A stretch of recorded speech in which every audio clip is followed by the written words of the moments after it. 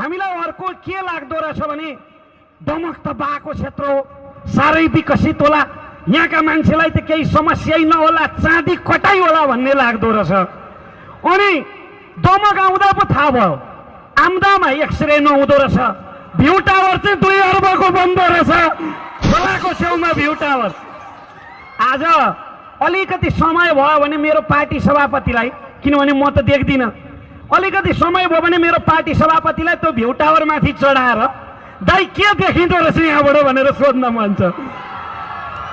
अस्पताल व्यवस्थित नभएको ठाउँमा 2 अर्बको भ्यू टावर, अनि उद्घाटन चाहिँ फेरि एकैचोटि 396वटा अस्पतालको उद्घाटन। हेर्नुहोस्, यो तपाईँ हामीले नपत्याएर मात्रै हो, यिनीहरूले स्वर्ग जाने बाटोको पनि शिलान्यास गरिदिन्थ्यो पत्याउने भएको भए।